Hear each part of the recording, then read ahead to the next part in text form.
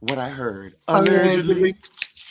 It's just the word. Allegedly, it's on the street. We're live. Allegedly, I sing to the beat. Allegedly, allegedly, allegedly. Why'd you come over here? Because the show Allegedly. Allegedly, it's just the word allegedly. It's what I heard allegedly. It's on the street allegedly.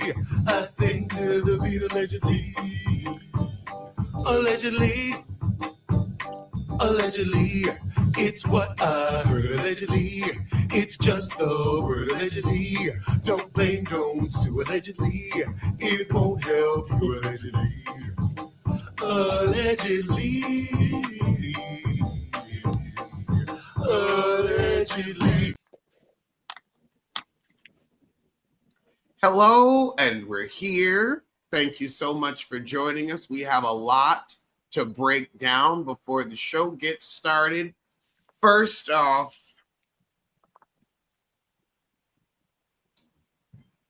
Drew and Porsha, y'all are going to regret Mia being on right before your season starts because both of you are on your Mia pipeline.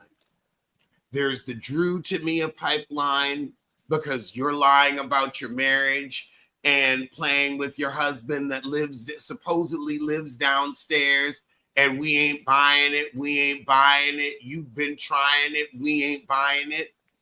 And then you're playing with this plot line with your children because he's hanging around. One minute he wants to adopt your son. The next minute he won't. It's a Drew to Mia pipeline. And we're tired of it. We're tired of the lies. And we are tired of these terrible wigs. Look at this wig. Look at this. Look at that. This is the same wig from last year. All you did was dye it. The same sweaty, smoky, itchy, flammable, and synthetic wig. Sunrise, sunset. And then why do you have on the bra and no, girl? Mm-mm. I'm sorry. If you're going to have your bra out, at least have it look nice. It's lace, but it's giving me Kmart. It's giving me Playtex. I want to see expensive. Then don't look at Drew. Now, Britt Edie, your hair's looking a little flammable too. Britt Edie, your hair's looking a little flammable too. But why do you have Mia's face from this season? Why do you have Mia's face? Is that how you got on? Did you just go to Bravo and they were filming and you said, oh, I look just like Mia, so you jumped in? Is that what happened? I'm confused. I want you to give Mia her face back with a deep apology, with a real apology, because I don't know who I'm looking at, but how can I be interested in you when I already don't like who you look like? This is what happens when you go to the surgeon and get that cheap work. That cheap work. Come out looking like a copy. That's what, you know what? I'm going, not Brit, I'm going to call you Xerox because you ain't nothing but a copy. Oh my God. Is it live or Memorex? Memorex, and it don't sound too good. Well, honey, Drew is bringing back Playtex. Drew is trying to bring back Playtex. And I know it's a recession and we're trying to be affordable, but I thought this was a show about being aspirational. That was from the Kathy Ireland collection. Hey, I took it back there, Kathy Ireland for Kmart. I was about to... Honey, come see the softer side of Sears. Ooh, and somebody already made a joke to her about her old-fashioned looking outdated plastic surgery, and pulling up a Kathy Ireland reference doesn't get any more outdated than that, now does it? And the thing is, when people are saying it's giving Love and Hip Hop, This is why inexpensive plastic surgery, where you all have a similar frozen face fillered look. We want to see more, like on Married to Medicine, nobody looks like that but Dr. Jackie. I'm sorry, I mean Dr. Heavenly. Huh? That Heavenly? looks, you know, all fillered.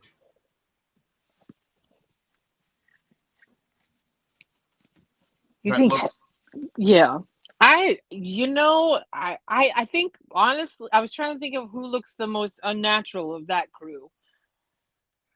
But yeah, I'm stuck on this still you have here, and it's distracting me. everyone has, you know, the same, like, it's time for us to start focusing on how we can look unique.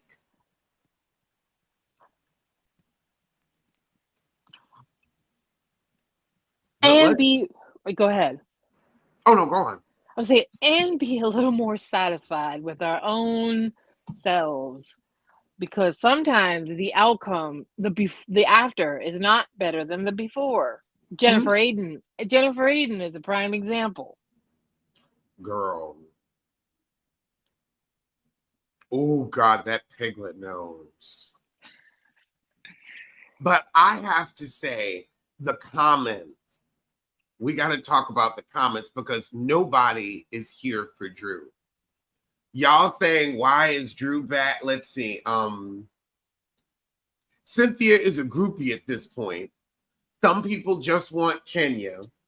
But why is Drew still here? Enough Drew. I'm full already. Drew and her bad wigs are still struggling.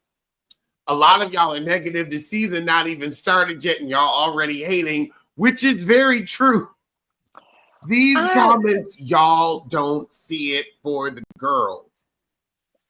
I'm just going on the record for the prediction. I'm concerned. I wish that I weren't. I'm just concerned. I miss Atlanta and its greatness. I'm ready for that back on my television. I'm concerned. I mean, we were supposed to have an what does that say? The faces are an uncanny valley. Yes, they are an uncanny valley, an absolute uncanny valley. All of them can go. I don't know if all of them can go. Drew, her husband, and her Floridian secrets, but no one seems to be here for Drew, which means, do we think that she's just there for us to hate on? Like, are they now casting people to be like, she's unlikable, but let's have her get the brunt? Right. Like, honestly, you and I were talking about that offline, and that was a great point that I hadn't considered. But after the Mia hire, I kind of have to sit back and ask myself that. Are they, and Drew would fall into that category even before Mia, because everybody's on her first season was going, who is this? So it makes me wonder, are they starting to look for the hateable one, the easy target? Yes, Drew and her marriage seem to be an easy target. What do you think, typical Pisces? I feel like Drew and her marriage. First of all, hi everybody. Hello. To say Drew, to say Drew and her marriage are easy targets is an offense to like that's an arrangement. It's not a marriage. It's an understanding. It's just an understanding. And I feel like the goal was to get on the show, but I do feel like we've just gotten to the point where we have to accept the fake. Because anybody with something real isn't doing reality TV. Yeah, I still feel like there is good reality TV to be had. I'll also say, no, somebody said the ship has sailed. ATL needs to pause for a few seasons, then reboot. I think see different cities. I think maybe a pause. I have two feelings about a pause, because I think the reason that we're seeing such strong hate out the gate is because they took too long. I think that now you built up anticipation you can never live up to. Fair. Fair. Where it's like you said, okay, we're going to take our time and get it right. No, I think you should have rushed us with And the the Kenya slipshod stuff season. happened so early, not to cut you off. And Oh, no, if the go Kenya on. thing doesn't land, or if the Kenya thing isn't mid, if our expectations are too high, but because it happened so early, like we're getting the information too quick, because now we're just waiting and nothing is going to be as good as what we waited for. Because we waited too long. They should have given us that season. And then, you know what, maybe given us a short season and given us something, and then let us be like, okay, you know what, we do need a reboot. Kenya, if you're just going to be mean, maybe it is time for you to walk on. What do we really want this show to be about? Because it's now, I'm so glad, typical. I want to ask you, as a longtime watcher of the show, I want to thank you for your, honestly, years of support. We are reality show connoisseurs. We have experience. We were there when Joseline and Stevie J jumped up at the reunion high on cocaine. We were there when Nene looked at that $9 million house and said, I am very rich, bitch. The beauty of Housewives of Atlanta and Love and Hip Hop is that they gave us two different kinds of Black. Both valid. Very fair. Both valid. And I think the thing is, when people say it's giving Love and Hip Hop, let's not look at it as an insult. Let's reframe it, because there's something that's really being said here. And I also would like to get to your point. No. I want to hear what you're about to say. It's that Love and Hip Hop showed us one kind of Black, and Real Housewives showed us another kind of Black. Both valid, both experiences that we all participate in. And most of us are a little more suburban and closer to the Housewives of Atlanta. What I was going to add is, but also us of the Love and Hip Hop era, we have now aged into housewifedom. So you're gonna get a little bit of that, let's say, edge, that little bit of twang, that little bit of, you're gonna get some Love and Hip Hop, because that's what we were watching in our formative years. And as the older ladies, they can't go forever. I mean, if they get some fresh blood on the other franchises, I'm sure someone's going to say someone's giving Rock of Love or something like that. I know, right? Oh my, that is so true. And because we don't watch those white shows, we're not seeing that in the comments section, because we ain't over there. We ain't at that grocery store. So we're missing those. We're not being like, ooh, she caught that stray. Because we don't realize they're catching those Shannon Mokler strays. Or they're saying, or it's giving Mob Wives. That's a read. Ooh. That's a read. Even though that was Chef's Kiss. That was a good show. But here we are dipping our toe. We're 40. We're 40. And okay, yeah, I guess getting that active isn't cute in the grocery store, but it just is what it is. Very, very true. But I do feel like as we watch, and as far as that's very much so like Mia, that's why her mind went to such a Jerry Springer look. That's what she watched. Mia was watching Jerry with us at 4:00 on sick days. Oh. Are we I even don't sure like Mia what wasn't on it at some point? You know, maybe someone goes through the she archives. may have. She may have been on the phone with the producer. She may have called I'm just to tell saying, her like, story. She may I have mean, Mia called. been trying to get on TV with her right? with her troupe of actors I for could a see while. Mia 'Cause being on it ain't Judge just Mathis. Mia. I could Also, see you know Mia what being though? on Judge Mathis. I gotta say, we gotta shout out Mia because she brought on a troupe of actors. She gave us Ryan Murphy level production. A trooper. She had a man. She said, "We gonna get the baby daddy in on this. We gonna get a fake boyfriend."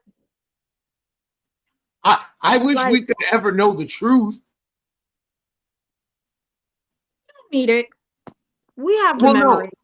Joel, I'm not saying that it's an easy read of Love and Hip Hop. What I'm saying is, I'm saying that the complaint is valid, but it's that they're not showing enough of, they're not showing us a different perspective on Black. They're not showing us different Black lives. It's like you're pulling from the Love and Hip Hop talent pool. You're giving us Love and Hip Hop plot lines when there are Real Housewife plot lines out there, when there is that experience out there, and there are just as many Black people having it, where let's give that some shine. Let's put the spotlight on that as well. We are just as suburban as we are urban, as we are rural. As we are.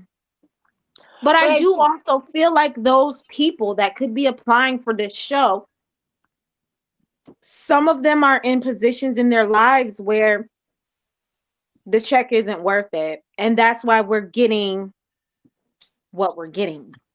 I And totally agree. I love that you're on that because these are worldwide shows. And we were saying earlier that the check may not be enough, especially like, look at a Sanya Ross. She was on for 2 seasons. Now she's off and she's doing that podcast with Marlo. And it's like, maybe we didn't get enough out of her or anything really real out of her because they knew, okay, well, we got to be careful because if this does it in, we still have to make money after it. And it could harm us making money, you know, as athletes if we really show our ass. And I do feel like athletes. No, please. You want to show the human condition of high net worth individuals, yet you don't want to pay them. You can't be on your Carlos King. To add to that, and we always don't get the second chances. We don't get the forgiveness of a hiccup or a boo-boo. Well, you can't even get on a reality show now without the Bravo sphere or reality television. I mean, they will pick all the shreds of your medical documents out of the dumpster and put them back together to put on TV. That's another thing too. A bone in your closet without knowing that it will be found and exploited, and it'll come up that some of your castmates may be paying people to dig that stuff up because they want to have a storyline for next season. You know, like, so the fandom audience might be too deep. Well, I think the audience and production has created a place where they're not willing to pay enough, and if you might get your lives destroyed in a season or two and not recoup enough to make up for the damage that it costs. Precisely. So I think that a lot of people that have a stable marriage and have a growing business, and even though they would like the promotion, maybe they don't want to pay Bravo 40% of the profits to have it mentioned on the show. And they don't want everybody. I'll just keep doing my thing on TikTok. Right. Like Stormy. Stormy said, I don't need your shit, Carlos. I'm out. You know, I'm going to go sell my body glaze and do all of that and not have to have my marriage destroyed. Because, you know, when you're thin on a plot line, either a castmate or a producer is going to go dig up some bones to destroy my life. I mean, I'm not going to disrupt my form of dysfunction that I think is working for me. Because I also do feel like in a marriage, if we sit down and when you allow people to observe your stuff, they're going to pick it apart and everybody's stuff is going to look dysfunctional unless you've done the work and you're on, but it's never going to look right to anybody. Everyone's going to, because it's too different. It's too personal. It's too individualized. but then you'll open it up and you're not going to get compensated enough to run the risk of opening up wounds and picking at issues and tearing up things when before we were cool. I Now just had an epiphany because I'm enjoying some herbal refreshments. same. We've been doing these shows for 20 years now. I've realized we need a bit of a point. And I think that we can, and the point will keep it light, where the women can I agree. still expose their lives, and we get to, because we love that. We love the human experience, and this show is simply documenting the human experience of interesting women, and we love that. Women are fascinating. We love to see why they do, what drives them, what doesn't drive them, and how they get along and in. We love it all, But we need a goal. We need a goal, and I can think it can just be simply as everyone is trying to throw the best party. Who is the best entertainer? Who throws the most interesting event? And that way you have the fashion, you've got, okay, we're going this. We've got the girls really had a good, like, who throws the best event? Who throws the best vacation? And that way let us vote on it. Let us vote on it. Yes, exactly. The audience can vote. Then the ladies can vote for the experience. Sometimes it can be stuff for couples. But that way it's like, we don't want you to tear down marriages. We want you to tear down outfits. I want you to go after her for her lipstick, not because of her paternity. I want you to talk about that bitch has a weak seam. Ooh, and you know who got that hair? right? Look at the shoes. Look at the shoes. Oh my God. It needs to be like, I want you to get hype, but like with that season with Dorit over the cocktail glasses, because like Dynasty, that's what. Give us a point, give us a reason, give us a motive. And that way it's fun escapism, and we can see women of all walks of life, but we don't have to tear down marriages for ratings. It can be about elevating the outfit. I'm gonna stand in it. I watch a little Zeus from time to time. And JoJo Dancer, what we're talking about, she's crafted it. That's her show. If you have to compare JoJo Dancer's show to the Chin's show, to Queen Chinalyn, who's been in the game longer, Joseline understood that and is ahead of the curve. Because say what you want about the things that happen in the show, there is a goal, there is a point, and in real time you see the ladies that achieve the goal have success in their nook after the show. They go on tour. Her Cabaret does go city to city. They were here in Detroit. They move around. They go different places. It's a point. So we go through all this crap. We watch all this reality TV trash. We see all these different perspectives, yada, yada, yada. But it's enjoyable because we have a point. We have a goal. And we keep watching every week to see who's going to get closer. That's her show. And it's a damn good show. If she didn't feel like she needed, her show is good enough with the right grooming and maybe the right timing. Old school Viacom would have picked it up. Oh, old school Viacom. Old school Flavor of Love, Surreal Life Viacom. They would have picked it up. I can totally see her show coming on. First season of Drag Race, VH1. That era would have run her show. On the Oh. Wait, sorry. No. Do we think Andy notices his franchises are getting darker? he always seems so clueless to the audience's reaction. It's confusing. Andy Cohen Fair. is out of I think he's officially out of touch. Yeah, the girls talked too much. They told too much. They talked too much. I feel like he hits like he doesn't even feel comfortable to hit the slopes with them anymore. We can't even. I feel like there was a point Allegedly. where allegedly, I feel like there was a point when Andy, for the certain ladies, was the perfect after five boss. And that's when Andy was in it.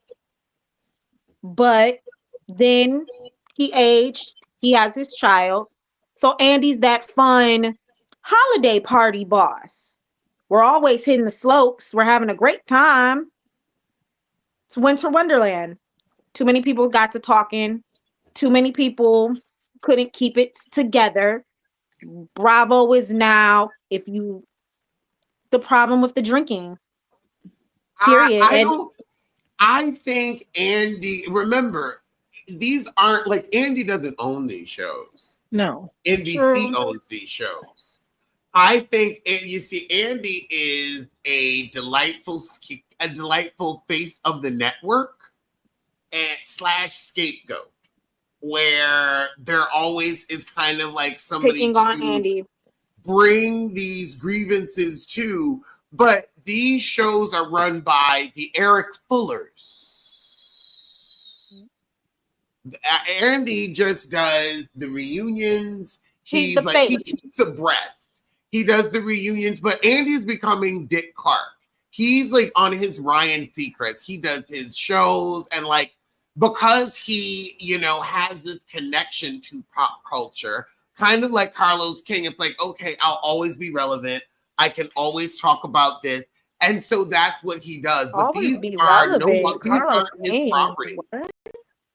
Like Quiet as it's kept, Carlos King can say that's his show. Housewives is not his property. I think Okay. too that the franchise is we're aging out of a system where maybe like the same old doesn't work because it's because what you're talking about a show having a point that was Girls Trip. It was a shorter period of time. They felt freer. They talked about some behind the scenes stuff. They had a purpose and then they were done. Yeah. And Okay. I think that also we're hitting a point with production. I mean, this has happened on some other Bravo shows, like Southern Charm was dealing with this, where in order to tell the story, you're all of a sudden like telling inaccurate ones, where you're like saying, oh, so and so knew that they were married first, or you basically got editing, constructing things that didn't necessarily happen the way that they did. So, I think that we're looking at is the Real Housewives structure, is it as a franchise too outdated to keep going? I would agree so. No, because if they can still do it on Salt Lake City, they can still do it in Atlanta. I think the issue is they hold on to women like dogs with a bone when they need to more crop rotate and have a larger group of more interesting women. Like they could have saved Nene if they hadn't just kept going until there was nothing left and they painted it into a corner. When Greg got sick, they should have said, look, girl, you're on your back foot. You're on your back foot. We're going to put you on pause, like with Dorinda. We're going to put you on pause before you become too unlikable, before it's unsalvageable. Yeah. Before it shit the bed. But I propose a question, or I wanna just bring another perspective. But could it be that they're holding on to women, or could it be it's getting harder and harder to vet and pass and let people through? Because we did just say, if you're real and you have something real, 9 times out of 10, you don't want to be bothered. You got to pass the psyche valve to get through these things. Everybody's got a boom, boom tick. Everybody's got something. it may be harder to vet and find people. We don't want to You let know, I'm gonna say, another Monica through. We don't want to I'm let. gonna piggyback off of your point, but pivot it because it's giving. I agree. And I'm looking at it as, you know what, it's also limiting in that when you said something real going on, that made me think of the money thing. And I think for people that do have something real financially, it's that 40%. And also we can't break the fourth wall and things not being done in real time. Mm-hmm. Where if I'm going to show you my real life, let me show you me making money. And let me show you how this business actually works. But that means a lot of the fourth wall is going to have to be broken. And there's so much we have to act like we're on TV. We can't acknowledge social media. We have to say the blogger that it's like, no, actually show it. Well, and we do have the transition of when you've been on the show for a couple of seasons, you are now a public figure. You are a personality. And that is part of your lifestyle and what you're doing and how you're behaving and what motivates you. And so that's a part of integrating the fourth wall that they have done to a certain extent, right? We've seen moments where they've talked to production or broken or done different things, but it's time to start acknowledging why you're doing the show and why you're on the show in real time. It's time to start acknowledging, because then we can say, like, you know what? I joined this show because I do, like, yes, the money is helpful and to help this business, but honestly, I really needed to pick up my social life. Like, as you know, an adult, it's hard to make friends. And I really did want to, have some free vacation. Girl, the truth will set us free. I think that acknowledgement would be such a refreshing breath of air. But I think we all are saying initially what Aaron did say, the formula of Bravo and maybe docu-series, reality television has to change. Maybe this is where we are, because the little man behind the curtain, we know him. We've already seen him. So I agree. I would find it much more interesting and intriguing to if you're just honest. Yeah, we're on the show. This is how my business works. Stop saying the block, just be honest. Just call the thing and break the fourth wall, because I know. And girl, and quiet as it's kept. Now, you want to talk about starting some motherfucking drama. You want to talk about starting some motherfucking drama and setting the blogs on fire. Here is the girl. Now, this would be the final frontier. Start having these heifers name names. Yeah, I'm working with Up and Adam. I'm working with Up and Adam. Oh, well, I'm working with girl. Start naming names. And then the thing is, they're in it because they're going to get a click and a view. We'll make $1 or $2. That would be interesting. And then it's, oh my goodness. That would be very interesting. Just call the thing. And it would then also the articles that would come out, because that would get the blogs on fire. And it would also incorporate the fan base in a way that they've been wanting to. Because like I said to the Brooke Ashley, like BravoCon is basically a press junket that they've gotten people to pay to go to. Cool. That's basically what Bravo is. It's paying to go to the upfronts. It's paying a pretty penny. And basically, like, the only people that are going are content creators to get their moment. Which they're using as a plot line for the next damn season and the one get after even that. more to go. Well, and that's where I'm an unofficial the gift that keeps on giving. It's a revolving door. Everybody helps everybody.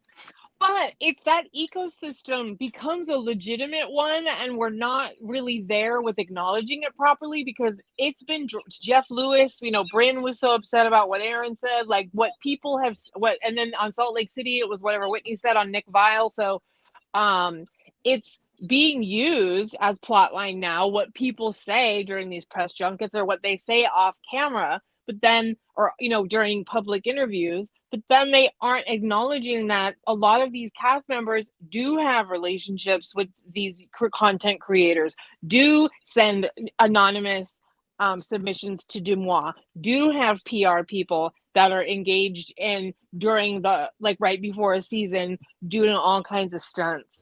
And so are we going to acknowledge that the reason these ladies don't necessarily trust one another is because they're actually outmaneuvering one another? Yes, because they know, well, if I'm paying Giorgio Sense to say this, and I paid Alexander to write this read, what are they paying Kempire or the Brooke Ashley? These are all just examples, but Right. And it does become muddy waters, right? Because we don't like it when it's disingenuous or when it feels like people are trying to manipulate too much. It's part of the reason why we're looking at Mia so cross-eyed, is that we're like, nobody wants you to turn this hamster wheel at all, but here we are. And we don't even really buy into that it's a legit storyline. So there is the challenge there that once you start showing us how much the sausage is made, we might not even care about the storylines because we realize how produced these shows have become. Yeah, remember when Ramona used to bring up page 6? What is the point of doing any of this if you have nothing to sell? First off, your own financial security. You can make $1 million a year just doing the damn show without having anything to sell. Appearances as well. A lot of people will do appearances at clubs and different things. You can sell yourself as a personality. You can make your personality be the thing you are selling, I suppose. You don't know what kind of opportunities will come your way. Like, you could end up on Broadway, you could end up on TV, you could end up writing cookbooks. You may be clueless about anything, about selling anything, but the show could help you bump into the right people. Really? Yeah. And honestly, business people swim around them like sharks. I mean, you'll just get an arm off, now you got a restaurant. I mean, Wendy almost worked with Peter. Wendy almost worked with Peter. Remember that plot terrifying. That's a little scary, but I'm just saying, but business people, Porsha went from being on the curb when that sissy put her out to a successful bedding saleswoman. And go naked hair. So you may not have something to sell today, but trust and believe they'll find something for your ass to sell tomorrow. Still disappointed for leaving Destination. I just that was not I smart. agree. That was not smart. That was not smart. That was not smart. I feel like I was about to say something so shady, but Jesus stopped me. No. I'm here now. It's a safe place. No, bring on the shade. Okay, that's fine. Boo. But I'm just disappointed. And then I don't know. I'm a daughter. I'm a mother of a daughter. She has come on, girl. Just in case. Girl, you can do it part-time. Oh my God. Now, typical Pisces. I'm so glad I have another mother on the line. Yes. Let's talk about how Drew and me and Porsha are on their Tamia pipeline, where it's like it's the Drew to Mia pipeline, and it's the Porsha to Mia pipeline. I feel this season, and I feel that's why we're also not looking forward to it, because now that Gizelle has said, Mia, you're a terrible mother out loud, we can all say, oh, thank God, because she is. And it's like, you were so like, people normally no one would say that to Porsha. Isn't her middle name Denise? No one would say to no one would say that to drag them on the flow. Nobody would say that to drag them on the flow. here's the thing. People are, it's not that it, because this just happened with Mia, it's going to be what's whispered about all season. The insult's going to be, it's very Mia to me to, you know, bring a man into the home, marry him, and then divorce him within 18 months for a storyline on a reality show. That's very After you took him from somebody else. Do you But remember? after you took him from a cast do you member remember? and a co-worker, that's very Mia to me. And so when the thing is, No, because that's so very flat, Porsha. That's very Porsha to me. Because do you remember when I said Porsha got pregnant over a Hennessy and a hot and ready? Especially when I found out Dennis was from Detroit, I already knew how it happened. So no. Portia's being Porsha.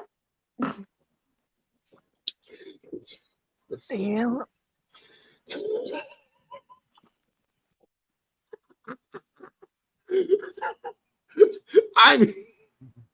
She's this always is why had I the love the center. wives.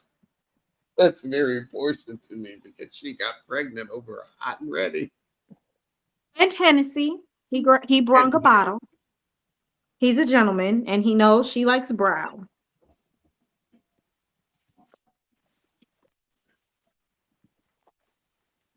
That happened. She got pregnant after a spades party. Like, I just know. I just know. It's fine. She had two and a pussable. Two and a pussable. And that's how we got Pilar, because she got pregnant after a spades party. Right. It happens every day. Who are we to judge? It does. That's very regular. That's very every day. Maybe Porsha and Scrappy should get together. Now you really want to do Porsha it and across. Scrappy have slept together, and we just will never know. Porsha done tapped that, and she ain't gonna tell nobody. Next. Yeah, I'm sure that happened. I'm positive that happened. That just feels like allegedly, but that Scrappy feels so possible that Scrappy bank looks on like it. he could fall in the amphibian tea that Porsha likes. We have, 100%. Frog We're Dennis. just not gonna talk about it. But they've gone to Waffle House at 5:00 in the morning together. It's fine. Oh Lord. In her Vixen days. Okay. Child, I wouldn't be surprised. Like, but here's the thing: you can be the princess of Thoughtlandia when you're single, but now that you have a kid and you're marrying Nigerian and get with the Africans because you married a Nigerian scammer that's literally in custody. Like he's been arrested for financial crimes. So I'm not exaggerating or making fun. She did not vet. She did not vet. Her ovaries. It's time for vaginal vetting. What had happened was her ovaries got revved up and she just let them do all the thinking. You think it was her ovaries? I think it was her ovaries. I think it was her ovaries. Simon? Something? Yes. No. Yes. Simon, she had a kid by Dennis, honey. She didn't have a kid. She had a kid by Dennis, but she was plotting. Oh, if this had not been found out yet, you don't think Porsha would have been pregnant by now? You don't think being pregnant was the plan? She didn't wait with Dennis. Why would she? If the money was better hid, if the money was better hid, if he was Tom Girardi with it, there'd be a baby. He just was sloppy.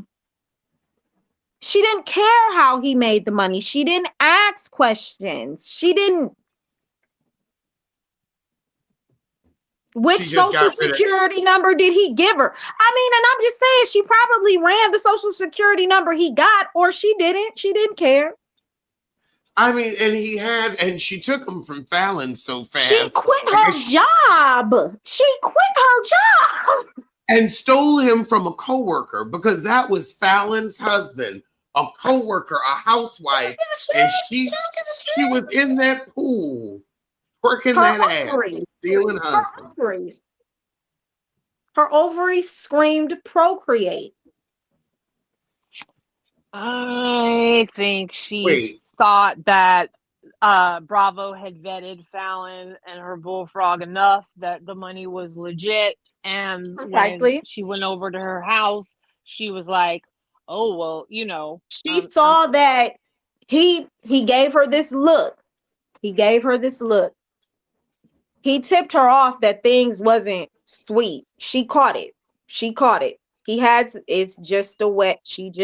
And her ovaries took over. Okay, maneuver this whole thing to get you a baby so you get a piece of whatever this is, because this N-word got a plot of land in Nigeria. He's something. And she believed. And she committed. Didn't ask no questions. And ain't got shit to show. Nope. And the thing is, I feel like with her divorcing and running after another man, because we know that's what she's going to do, I feel like that is going to be the beginning of we're tired of you. We've always given you the benefit of the doubt. We've always given you an excuse. Oh, wow. And now it's like, now you're an old fool with a child. Now we're going to start really picking and observing. I quiet as kept. I don't think she came really back socially from beating up Dennis's mom.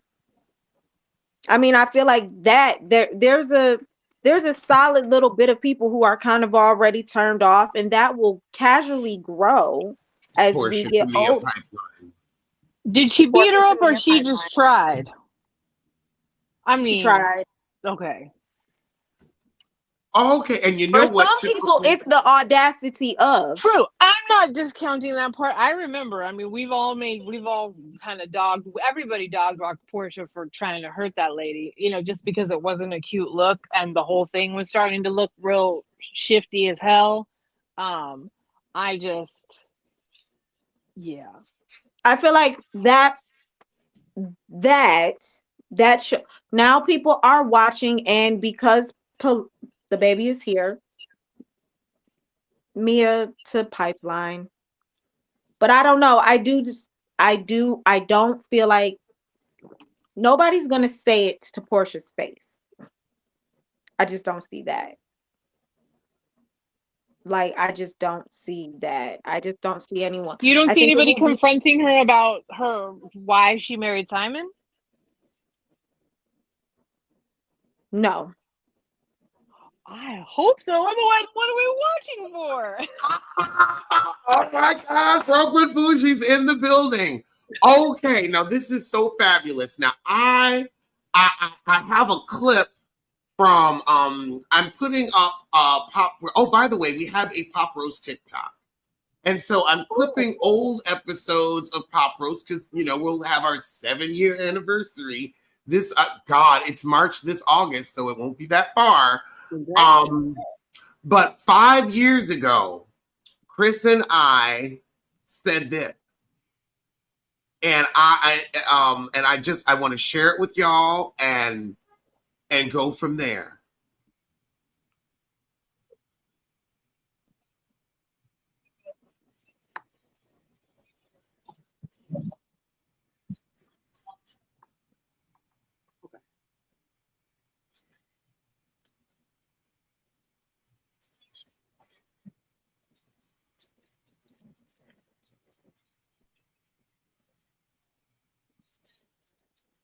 Turn the sound up, Alex.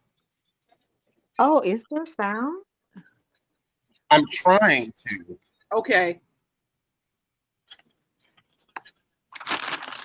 Basically, though, it was 5 years ago we were saying we on your second season of Housewives of Beverly Hills. Look, we gave you the pass of a black woman. We gave you a sister's pass. We're gonna need some plot line from you. Here we are, 2025. You are still on the show, and baby.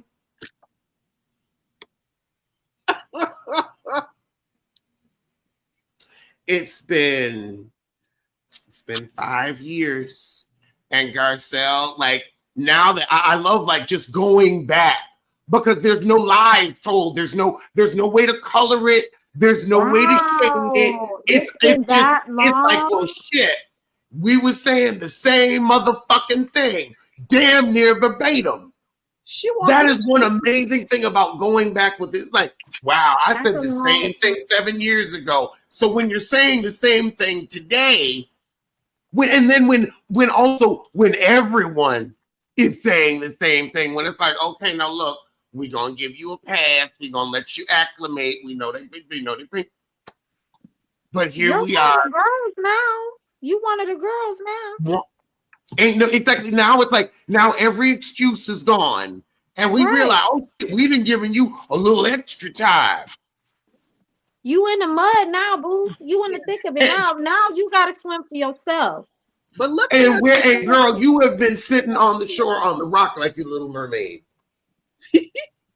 But compare Porsha to Garcelle. Isn't it just interesting? The comparison between the two. But if you think about it, Garcelle, you know, she tried to make a man part of her storyline. It didn't last. I think that's tricky. I think that's tricky being Garcelle. I think that's tricky. Not to cut you off. I'm sorry, boo. No, you're not cutting off. It's a conversation. You are not cutting off. No. You know what I was gonna say? Honest to God, no, it's not difficult if you're Garcelle because you got a Rolodex of actors that can pull off heterosexual.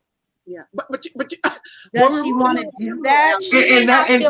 But she may not feel good about that. She may not. That may not. Now she is Garcelle Bouvier.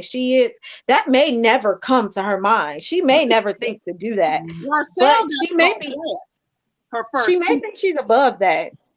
Alex, remember the guy? You're an entertainer first. Entertain the audience. Look at it like that. Because I would do that if I was on a reality show. I would 150% if I had either if I was single and just didn't want to be boring, or if I had a new relationship with somebody that just didn't want any part of that. I'd be like, okay, I'm going to hire someone, and they're going to be my on camera, and I would just make it look good. Yeah. Well, y'all would never know.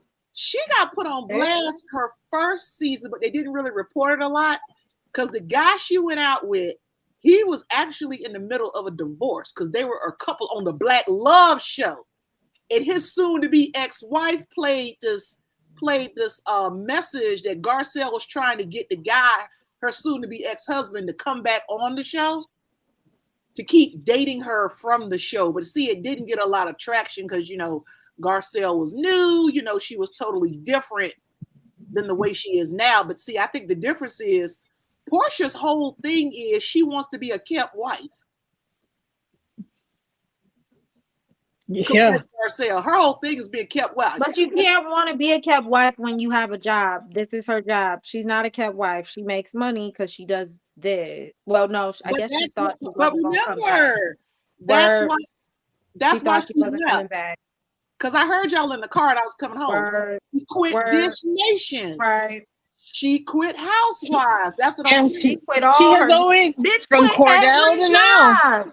From Cordell to now, she has wanted to be a kept wife. She would have stuck with Dennis if he could have, like, if that had shaken out the way that she wanted. She thought she accidentally just caught on to a dude that had money. Her to go to work.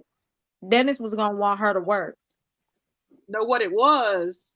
Dennis was gonna still do Dennis. Yeah. Porsha is one of them type of chicks. See, she thought I don't think Dennis is ugly. I think he's just a regular looking guy.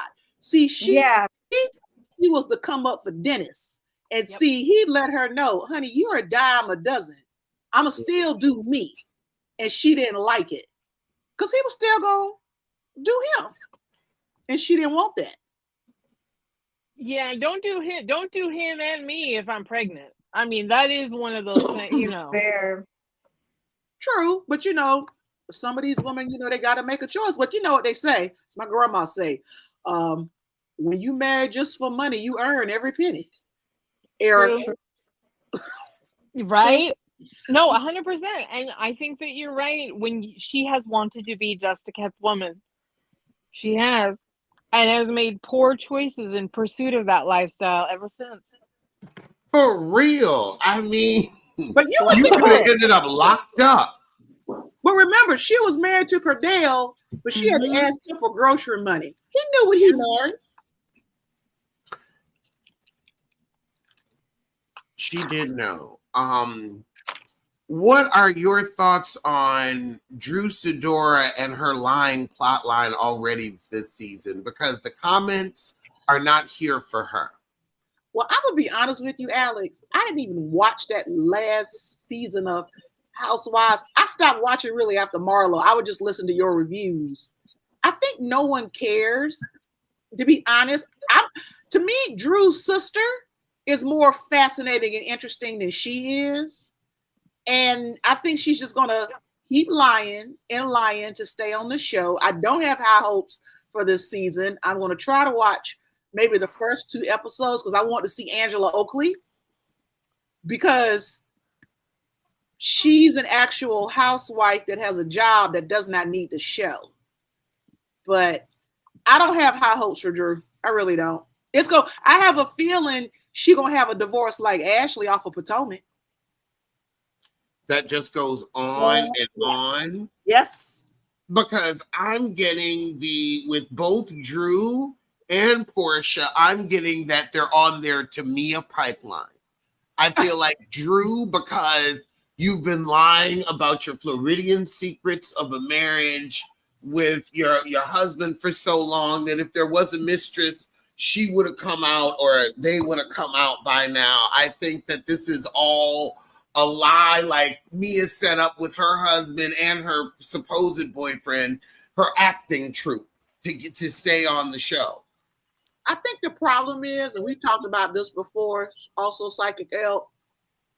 See, it's too many fans that are on Housewives now. Mm-hmm. It's people who have looked at this show and studied it. I think Mia studied it, Drew studied it, and just like Anna Marie from Beverly Hills. So it's contrived now. It's just kind of like, yeah. They're fans. That Monica chick, what was from Salt Lake? Because I'd stopped watching it by then. Monica Garcia. Yeah. It's true. There is the weird shot in the dark that works. Like the fact that Stacey hired TJ and was 2 payments behind. I want to see how it plays out tonight on to the last installment. But I have to tell you, I do find that shenanigan entertaining. The fact that the QVC of her all, like I can, but that is not a flavor that I need, very often. Yeah. I will say that. And like it'll lose its appeal if they do it too many times. It will it's not gonna. I completely and totally agree. Yeah, it's not gonna be a thing anymore.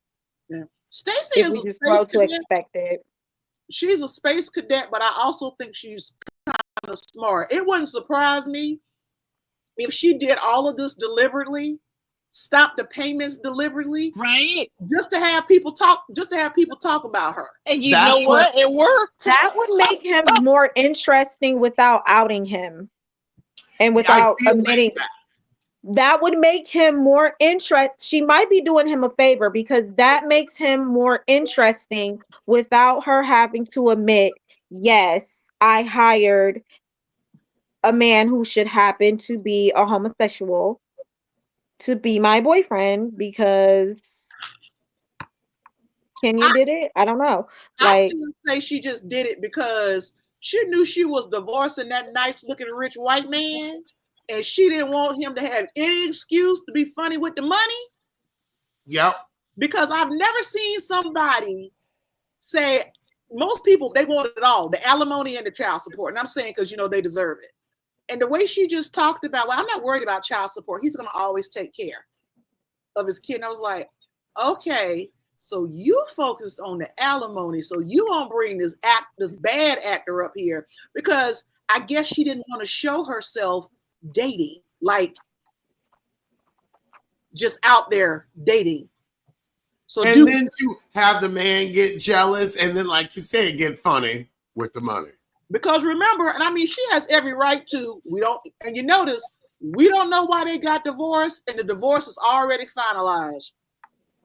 Girl, that's white men, right? That's white money. That's so much money, it's scary. Mm-hmm. That ain't even Michael money. That's beyond that's true quiet. Yeah, but see, that is true quiet. That's not a peep money. Yeah, but you know what, Alex? Something is telling me I want Stacey to come back, because that little act, I got a feeling she gonna be Gizelle done met her match. I have this weird feeling Stacey playing that game. Stacey from the D. Okay, she's from Detroit. I have this feeling next season, Gizelle done met her match. I would love to see that, because it is time for Gizelle to go. Oh, yeah. Gizelle is why the show is on its back foot. Gizelle is now, she is now a large cylindric block of cholesterol in the heart of the show. She is, because anybody new that would come on, they're like, I'm not going to deal with her. I'm not going to deal with her. You didn't scare it off Monique. You didn't ran Candace off, because Candace said, you're not going to cause me to miscarry. Mm-hmm. I swear, Candace said it. She said, I'm going to get off because you ain't going to do that. Now she got her healthy baby. She's like, why would I come back? For what? Yeah. So when you have somebody that is a true heart attack to the show, she's got to go. Alex, I'm sorry, go ahead. You have to be able to play well with others to a certain degree. Yeah. Or we're just not going to get anybody on. Yeah, I'm going to make a controversial statement. The stuff that Gizelle does, everybody was focusing on colorism. I was focused on Wendy, Monique, and Candace were three women who were licking Gizelle's ass, wanted to be close friends with her, and they just happened to be of a darker hue. And if you notice with Gizelle, if you're not licking her butt, she doesn't like you. So people want to bring up Karen Huger, but see, from day one, Karen and Gizelle wasn't getting along from day one. And so all this fake stuff that Gizelle talks about, she's crying because Karen's going to jail. Girl, boo. No, it just so happened the women that was licking her ass was of a darker hue. Because I'll say, when Chris and I met Gizelle at BravoCon, we did not lick her ass. And we were so polite and respectful about it, where we were just asking you questions about what you did on the show that was cruel to other cast members. Mm-hmm. And we were just so like, well, like it wasn't any hubris or ad hominem. It was just, no, you did. Why did you ruin Rob's open house? As a real estate agent, that would hurt my feelings. Exactly. Why did you do that? And you notice how Robin was a little, she showed annoyance on the show, but she didn't read Gizelle. And I'm gonna tell you, as you know, Alex and Psychic Elf, I'm from the deep South, living in the Chi now. Oh, I know true colorists. They don't marry dark-skinned men because they don't want to have the option of maybe their kids having a darker complexion. The real deal colorists.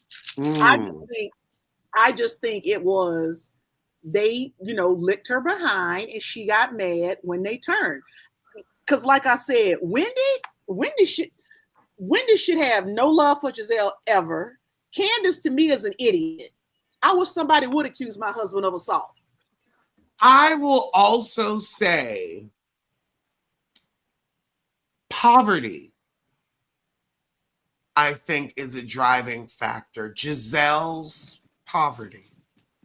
Oh God. Because Gizelle is, well, no, we have to talk about Gizelle's poverty because Gizelle's poverty is real. Yeah. Gizelle is a woman with I don't know what she's gonna do. Like, no discernible job skills. Yeah. And she used to have a good job. See, I think the problem was Gizelle thought when she left her husband that she was going to find a man just like that and get remarried, and it didn't happen. And yeah, and so she put all of her time and energy in that rather than into a career and ended up where she is. And so I feel like she looked at these women with husbands knowing she's aged out of that prime. You know, you're no longer that young, fresh fruit like Monique and Candace, where you've got a man, where you've got that family unit to lean on, because she knows when that child support dries up, it's over. So I think she would scare off the other women like Candace or Monique or Wendy that could replace her as the face of the show, because she's like, I've got to secure this bag by any means necessary. Somebody said that in the comments. And just to make sure that she can eat. And because this is her last chance to escape. Yeah. And she's another one that has not taken the housewives and done something with it. Actually, no, I'm going to give credit where credit is due. Now, every Hugh did fuck up, but she is on her good foot with the Reasonably Shady podcast on the Black Effect Network. That is actually, because I track those housewife podcasts. Mm-hmm. And that one is actually one of the most successful ones of the Black girls that didn't go with Dear Media. Okay. All the white women, because 2 T's in a pod, that's $1 million business. Like them, they making money hand over fist. And Trace Amigas was too. And that's Housewives of Beverly Hills and Orange County. Them girls all teaming up and getting to the money. And so, like Nene and Sierra, I don't know who they're with, but we're gonna see how they do. But I don't enjoy who's doing it. It's not well produced. Mm-hmm. Reasonably Shady is well produced. Well, I had heard that with Every Hue Beauty, she was like maybe a partial owner. She was more of the face. I mean, that's what you're good at. So she didn't really. As long as she wasn't the net. Really, lost out. She could always try to do another skin something. She could try. Look at her trying yoga clothes. I think she needs to stick to just being a personality. I was gonna say, I feel like Reasonably Shady is great. I feel like I love seeing because when she gets off the show, the podcast will be able to keep going.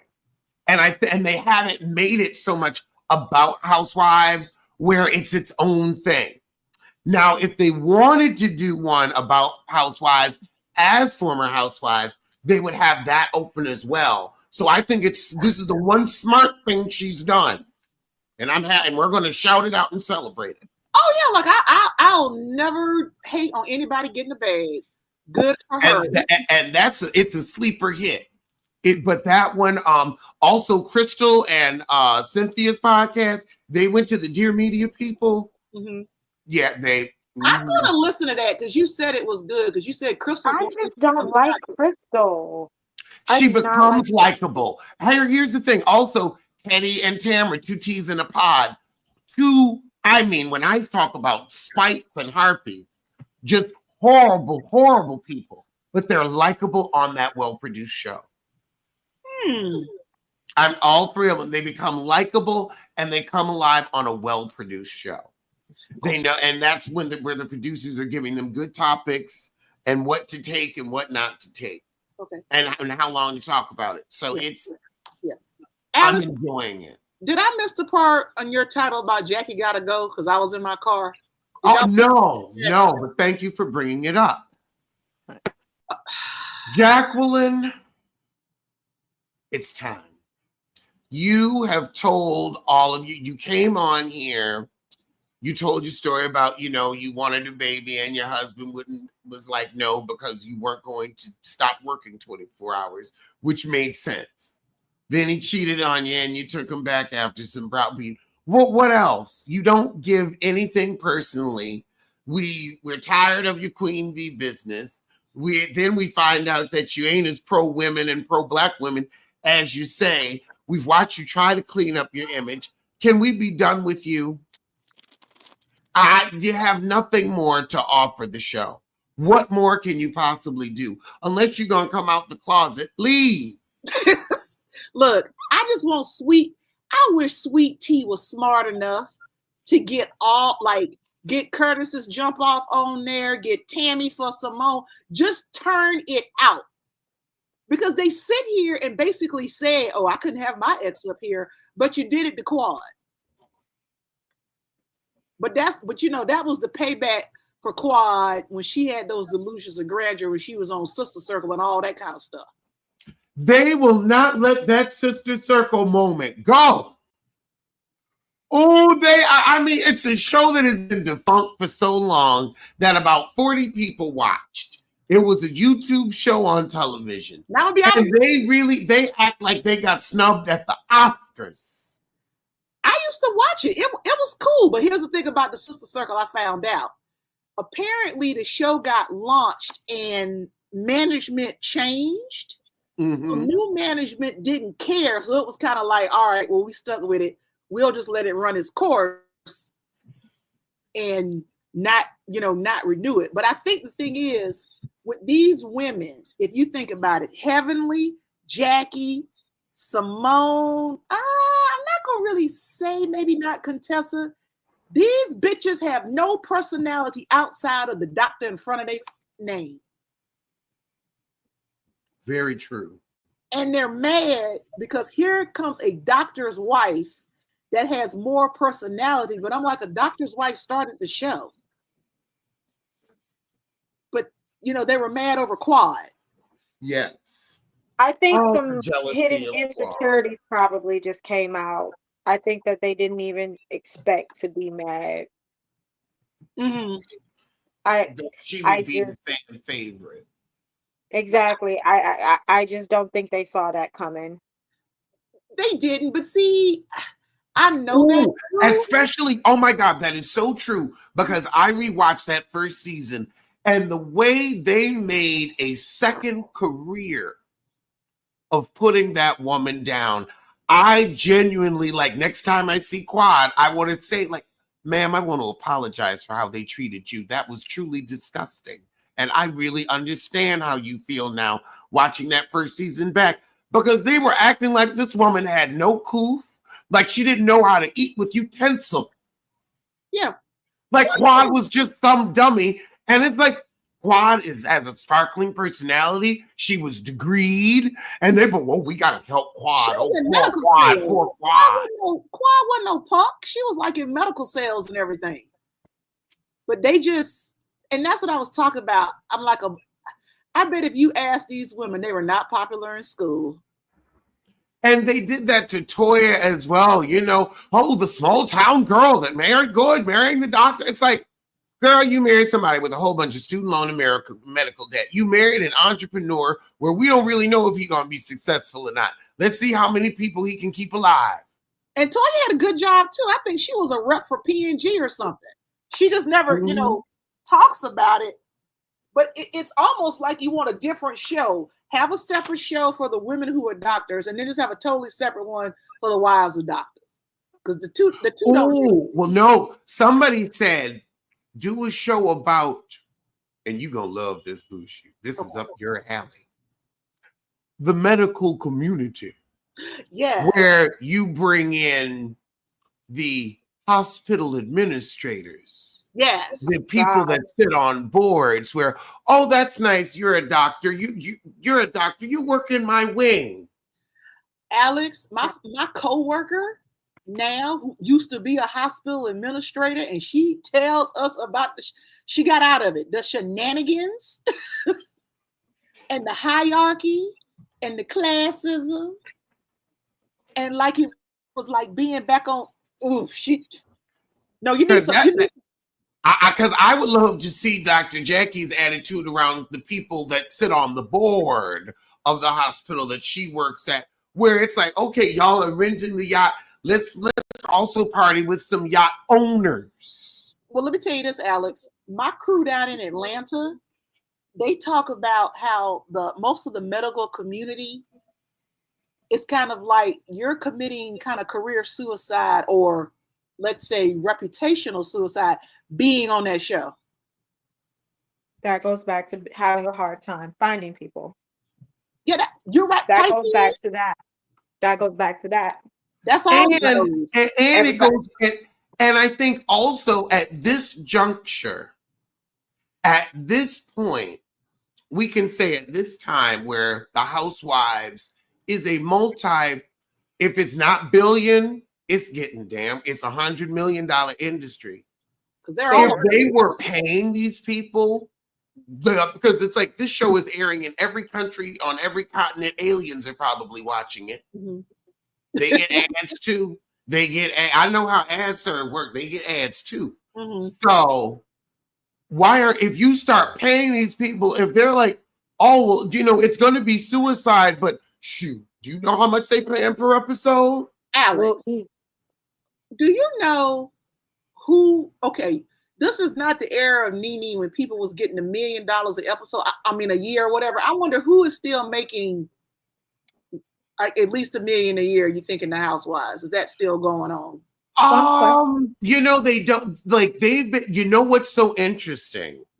They don't publicize salaries like they used to publicize salaries, because every year when and I'm gonna actually put a note down to look into when they stopped publicizing the Housewives salaries, because it was like we would know like every year, who's the highest paid housewife, who's the highest paid. I mean, I'm gonna Google it right now.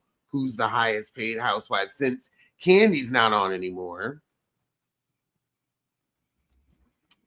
But now that like the show is on like Hulu and Hey You, and it's worldwide, I know them women are like, y'all gonna be paying me. Let's see. They said Candy was getting 2.3.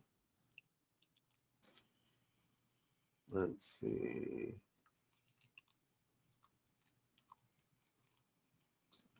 December 23. Teresa, $1 million a season. Because what's the deal with Teresa? Porsha, 1.3 million per season. What's the deal with Teresa? Are they giving her a spinoff? I thought I heard. I've been hearing that. We've been hearing that. About what? Because she has so many fans. It's like Kim Zolciak. Like you know what? Here's why I support it. Because I know where she is, so I don't have to look at her. She's easy to avoid. When she's on Housewife, she's popping up like a bad penny. Give her her own special, so that way I don't have to look at it. Yeah, I think they're doing it because they're sick and tired of her and Melissa. It's the same-ish, a different day. I think they want to revamp Jersey, and I get the feeling that they kind of want to wash that classy mob wife aesthetic. They want to power wash that off and talk about, if they choose to stay in Jersey, just talk about Jersey. Just not that nook. Yeah. But y'all remember back in the day when you would race home to watch Housewives or race to the DVR, and now you're like, okay, I'll see it. I'll watch it 2 days later. I'll watch it.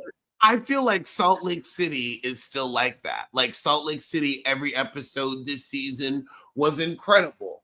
I feel like when Housewives is good, it's still appointment television. It's just we're not getting as many episodes of appointment television because either they're letting shit get too dark and personal or too boring. Oh, speak of the devil, Alex, I forgot to tell you. I don't look at the show a lot, but tomorrow on Below Deck, my friends are going to be on it. So it's going to be a group of black I will recap. Yes. I have several friends. It was like 2 groups, I think, of sorority, 2 groups, I think, of AKAs. So I have several friends that's going to be on it tomorrow night. Oh, that's fun. So it's going to be a group of black women. Hey. That'll be awesome. Yeah, I will definitely recap that. And that'll be really interesting because that's why I never really hung around with Below Deck. I tried to recap it, but I was like, this is boring. Yeah, because it's more about the crew. Like, I kind of looked at it a while during the pandemic when my sister came to hang out with me. But yeah, because they're doing the Seychelles, so I was hanging out with them yesterday, some of them, and I was like, okay, cool. Because I was like, good. And this is the one with the cute captain. Yes, the cute captain. And they say he is just as cute in person and just as personable. Oh. He was really cool. Well, that is fabulous. Like the crew was very cool. So do you think that other woman that's on the show, I'm waiting for them to sabotage her, but then again, she is the mule of medicine, married to medicine. Who, Hefferly? The trout mouth heifer. First of all, okay, okay. How you gonna be a cosmetic dentist and your bottom jaw need to be broken and reset? Oh goodness gracious! It looks That's like going to a hairstylist with bad hair. It looks like a cash register. Yeah, but Alex, if you don't mind, and we can always go back to the housewives, I just want to ask you about this. You and maybe, I'm not gonna say all because I haven't seen all of them. You and maybe 2 other YouTubers of the community are basically like, F you, blah, blah, blah, blah, blah.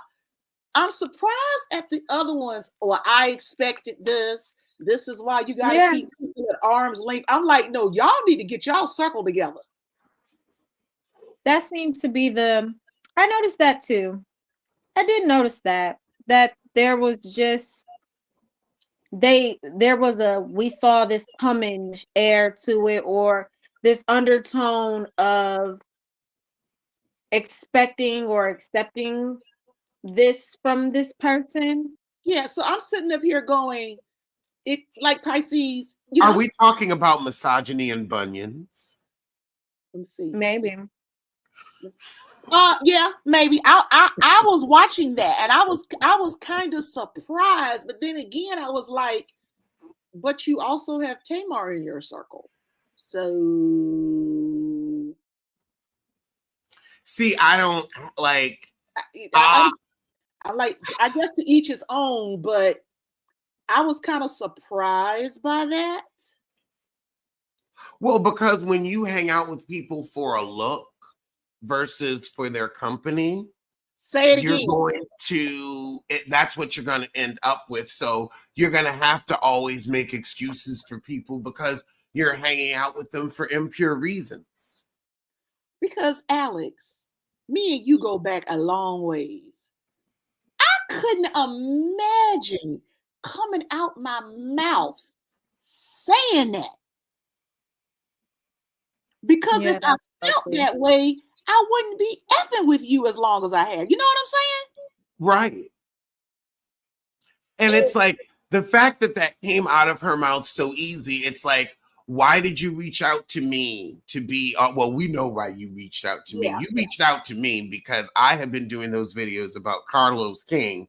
And you said, okay, since I want to stop working with him, I'm going to be messy. And apparently you must have been pissed with misogyny and bunions as well.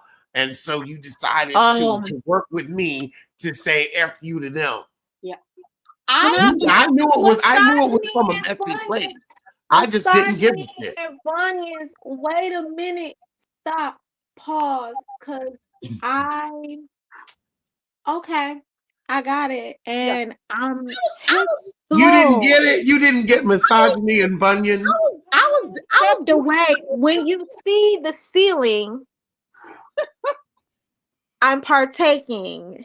And You're, so, but whoa. yeah, but then again, but then again, maybe he feels that way because he knows it's surface. Because he had more emotion when he and Claudia broke up. Okay. You know what Let I'm me saying? just tell you. So maybe, Let me come on camera for this. Okay. And this is, I mean this from my soul button. And there is no shade to Chris, but he is a July Leo. But all August Leos are evil. President They're accounting for, baby. I'm all August Leo. I'm August Leo. President accounting for. When you they cross are. us, I when you have cross wasted us, so much of my time and my love and my so many soul ties. And there's something about an August Leo that should not be trusted. well, as And an when they, August, I'm go ahead. sorry. No, go ahead. Finish. Go I'm ahead. just, and I'm saying you should not be surprised by anything. You can't be surprised because that's a fire sign. It's the same with Sagittarius, fire signs in general. Fire sign. Let me speak as an August Leo. Yes, dear. Now, It's the men. Alex, this might be a reference for you. I'm going back to South Park. There was an old episode called Scott Peterman Must Die. And the way we are, August Leos, we are the type, when we there for you, we there for you. Don't play in our face. Don't take our kindness for weakness. Because we are the type, depending when you cross us, we not gonna hit your hand, we gonna cut your hand off. That's because I've had many people go, I would never want to cross you. You're goddamn right. Because we take that personal. When we are there for you and you play in my face, Or play, just because y'all think that y'all might be a little superior. Because I'm they're not even going to superior. really say the think superior part. I'm going to Maybe say it's just the men. we have Maybe it's a just the healthy males. self-confidence. But like I say, play in my face. I had 2 exes. One was a July Leo and the other one was an August Leo. Me and the July Leo had a mutual breakup. The August Leo cheated on me. We broke up. Diabolical. And he had several years of pure D hell. And the only reason we are cool now is because we had a conversation. Because for the longest time, he was talking to a text message. I wasn't even responding. And apologized. And I said, okay. But I always tell people, I'm not really into a lot of the astrological signs. That is also part of a Leo. This is no shade to you, Pisces. Mm-hmm. Not saying we don't care. We don't pay attention to other people's signs. We just concerned with ours. So I can never say a Pisces is a bad person, a Sagittarius is a bad person. I can never say that because I'm focused on my signs, like that. But yes, we can be evil, and there are some Leos who are ridiculous. I will admit that because I've come across them. Yeah, that's misogyny and bunions. I was just pleasant. I was just kind of like, wow, I didn't think it was gonna go this way. But I just have this weird feeling she's gonna get hers. Because remember, Mariah said on a later interview with Buffy, the reason why she turned around and said, oh, I don't have a receipt is because Damon called her and begged her not to put the receipts on blast. And she said that on the interview with Buffy. Because she liked Damon, she didn't say anything. And see, child, when her son walks down the aisle with his drag queen, and somebody in the background is singing Evergreen. show. And you know Evergreen, child. That's the ultimate gay wedding song. That's that. I feel for him. I just think she feel for him. would quit the show. I just think she would try to walk away. She can't quit the show. I feel for her because ain't nothing like when them tables turn. Yes. Right. But I think that she ignores it. I think that she doesn't believe it. And yeah. Look, I think it's all BS. Remember Well, when also it's what everybody is talking about now. Remember when Porsha was up in the pulpit railing against gays, and the next thing you know, she talking about somebody gonna eat this pea tonight. Girl, boom, bye. Like I said, but see, here's the thing: Pisces heavily will not quit the show. They will not allow her to quit the show because who's gonna be the mule for Jackie? That's why, and this is the thing. This is why for herself. Jackie will heavily will choose herself if she has to. Oh my God, we have just cracked the code for Bravo. Okay. With recasting. Because we saw with New York, you cannot do a reboot. That don't work. That doesn't work. That goes over like a lead balloon. All you need to do is get rid of the princess and their pit bull. And then you're going to have a different show. Toya can, work with anybody. We could, I'm tired of Contessa and her story, but I think Simone also, I think Jackie Hefferly and Simone, the pillow princesses and the pit bull, get rid of all of them. We can keep now also I'll say this. Now, I don't know if this was you ain't been on in a minute. Someone else said quad for Housewives of Atlanta. Oh yeah, definitely makes more sense. And I'm like, you know what? And also, you know what's funny? It is 5:34. We are half an hour into the Housewives of Potomac because I watch it on the East Coast time frame. But this conversation is more interesting.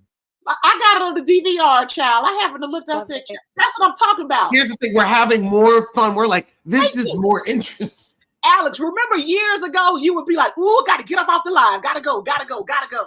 I'll see you for the recap. That's right. But I also think that I think this is also, it leans into the point of we need them to be doing something to get that excitement. We need there to be we're rehashing something again that we don't believe. So it's almost like, remember how when they used to have the show The Real World, they would have sometimes like a project or a group thing to do. It's almost like jobs. It's okay, like Married to Medicine. When they were taking that trip, I forgot where they went. They were doing medical stuff, in Haiti. Yeah. Or Puerto Rico. Yeah. It's like, do something. And I'll be honest with you, I want some white people on this show. I really do. I need some white doctors. They ran off Anila because I love her husband. Multicultural thing. Oh, I love Anila's husband too. He seemed just like a guy you would want to spend an afternoon with. Kieran. I wish he was still on the show because I think he would have walked right up to Dr. G and be like, have you lost your mind? Because he kept it a buck with everybody. I loved him. Because he didn't care. But yeah, they gotta do something. Like I said, I think a lot of these shows have just jumped the shark. It's just, time to let it go. And then a lot of people they don't want to get on these shows. It's a lot of their jobs won't allow them to. I mean, I think it's the gamble of the first season pay cut, because their first season you're not gonna make anything, and if you are doing well, you don't want to gamble it, and then that the ceiling is not gonna be that high. And it's also the networks used to be able to say we're taking a gamble too. We don't know how this is going to do too. Now this is a multi-million-dollar business. You're going to make money off of this. you know this is going to make money in perpetuity. It's not just going to be something that's shelved. It's going to be something that's watched and rewatched and rewatched and rewatched. So we're going to be famous in perpetuity, and we need to be compensated for that. Yeah, Right. true. But I think the issue is this, as we know, reality is not real reality, because just think about what Gizelle did. She should be sued down to the ground. Porsha fighting people. They're like, when Kenya pressed charges on her, it should have stuck. Kenya and production probably told her to drop those charges. I think they need a little bit more of reality in here to make them pop. Because I mean, think about it. When you just, I mean, I'm going to get on the show, I'm going to accuse your husband of something, and nothing happens to me.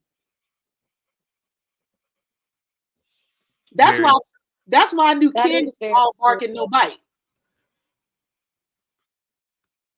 Because if I was Candace, I would have got on my knees and begged Monique and say, let's look at this. This chick done played both of us. Tell me what's in that binder.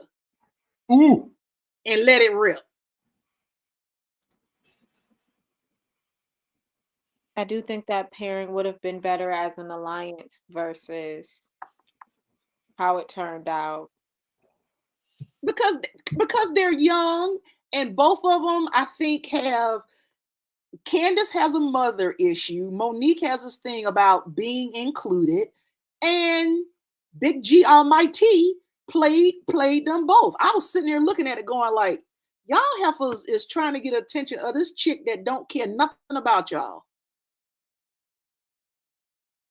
Yeah, I don't know what that is. And it's too much. And it's too much ego for both of them to kind of come together. And I think that's the difference between women and men. Men would have come together and figured it out. You know, the enemy of my enemy is my friend. See, that they don't know how to play that game. I think, yeah, I don't know. Men would figure it out, or men would just fight it out and just move on, which that's their own thing. Yeah. Well, the But thing about men is, oh, go ahead. I'm sorry, dear. No, I was just saying, I just think Gizelle has to go. I agree with what, like, it's just that queen bee energy. It's not giving, especially because she's not giving. You're not getting crazy one-liners like Nene, like, you know, we know we can read you. You did this awful thing to Chris. You did this awful, despicable thing to Chris. You're a sad old woman, and we can't say it out loud. Like, she's too easy to read, but we're supposed to kiss your butt. And then when we kiss your butt, it doesn't even work. So. But see, the people on that show, they just need to do like some of these other women and act like seventh graders and ice her out. Yeah, but I think as a fan base, no one likes that, right? No one likes when the cast is divided and icing each other out. We don't. Well, it's already. Guess what? It's already. I can come to you and give you a reunion sum up. Yes, TJ was hired and run him his money, he said, and Mia is packing her shit and leaving, saying, I won't put myself in a place where you can talk about my kids. And it's like, but you did all season. Yeah, but Mia's mental. She can't even keep her lies straight. And I said that at BravoCon last year. Also, oh my God, but we can have this me moment. Okay. And it's kind of like a full disclosure, and maybe a little bit of a project. So we've seen the magic with me and Chris and Kempire and the Brooke Ashley, and we were all out at BravoCon last year. We are hoping to get a panel together officially at BravoCon this year. Cool. It's very in its infancy, but we're going to see, you know, what we can do. But just the magic of the past few weeks, it's like, yeah, we really, you know, we all work amazingly well together, and we, they definitely could use some more panels of color out there. Yes. And I like, okay, how do you pronounce her name? Is it Taria from WeGo? Yes, Tania. Yeah, I started subscribing to her after you were on and stuff, but I'm hoping that we can do that. But even if Bravo says no, I wonder, does Bravo realize, and I'm wondering, like, am I overestimating, like, they're going to recognize me again from last year with this damn press. I believe so. Someone's going to say something at some point. I think it's going to be a lot of people saying things because it's going to be a lot of the same people. Like, ain't that many people going to Bravo? Especially now in this economy. Girl. Well, I mean, that's why the GoFundMe will be up. Yes. I'm $2,400 ticket. Also, though, I have a different plan this year to get tickets at price. Okay. Going to use a different VPN because I feel like they only have so many tickets in certain states. So I'm going to try to get tickets from a VPN in North or South Dakota where not that many people are going to be buying BravoCon tickets. Oh, because when me and Chris are trying to get them from New York, they only are going to let so many per state. Yes, you can do that. Oh, I didn't know that. Yeah, you can do. When I found out you could do that, I was like, oh God, that's what's going on. And that's why when I got there were so many people from other states. And I was like, how'd you get tickets? How'd you get tickets? And they're like, we just bought them. And I'm like, what? What do you mean you just bought them? And it's like, oh, because when they went on sale, they allow different numbers. Because when is the next one again? November 2025. What, Vegas, or where is it? Also, you know what sucks? Everyone is complaining about how expensive Vegas is. And it has got, Vegas used to be such cheap fun. And now I'm not looking forward to it because it's like, after the event, you just go back to your hotel room because the drinks are $25. Question. So would it be better maybe for a group of y'all to maybe get an Airbnb? Like, let's say a Brooke and Chris, y'all just share a house or something? That might be an option. When you never really know. But it would be something I would say I wouldn't mind doing it because now they're charging resort fees and garage, all these fees, and it's like not worth it. So basically, the prices are ridiculous from when you lived out there. It's gone up a lot. Okay. Because everybody's like, you used to come out here and they wanted you to gamble. Now that does not seem like the case. They don't care. They got to get it how they live. And then, but no, sports betting is legal because I was going to say, and gambling has shifted, but the young kids, they gamble. They do that, what's that thing that they advertise all the time? The sport, all the betting things, they always advertise. Yeah, they do that. They do that. So everything's gone. So yeah. I have a question for both of y'all. I recorded it. I haven't looked at it yet. The new Black soap opera, Beyond the Gates. I want it to succeed, but part of me is like, I remember when they used to have Generations that was primarily Black a long time ago. It got canceled. I want it to succeed, but I'm a little salty because, now basically when soap operas have kind of basically been on the decline, now y'all want to put on all Black one. Word. Damn. I'm gonna try to watch, the first couple of episodes just to see. What channel does this come on? CBS. Oh, that's lame.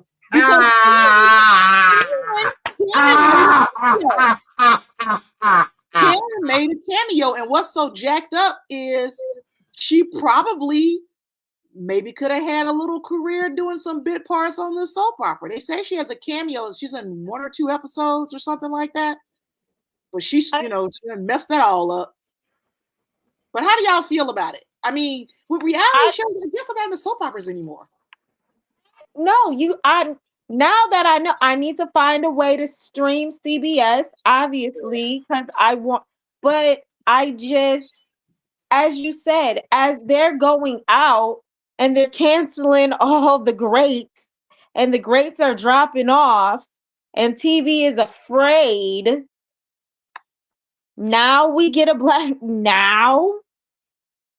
Because it used to be one a long time ago, but it was a mixed cast and it was more black. It was called Generations. I used to look at it because Christophe St. John used to be on it. But it only lasted like a season or two. I don't even think it was a full hour. I think it was like half an hour or something like that. Didn't really go far. What's your opinion, Alex? I can't do a show every day. I got you. I have to do my own show every day, so I can't do somebody else's show. I thought about reviewing it. I thought about it, and I'm like, do I want to do an hour show every? I don't know if that format is what we need. Mm-hmm. I would rather it be like weekly with quality. Give me one quality episode like a weekly, rather than 5. Like, because a soap opera, it's not supposed to be, that good. But here's the thing that cracks me up, that Karen made an appearance on it. If you think about it, on the Real Housewives of Potomac, or as you say, Potomac, she acted like a soap opera character. That would have been clever for her to launch into. Yeah, that would probably have been a trajectory. She probably, damn girl. She acted like those old school soap opera characters. Yeah. With the dramatic. But I can see her being from a generation where she pulled that. Like I could totally see her being on somebody's soap opera. Yeah. Definitely. That's gay. The Grand Dame.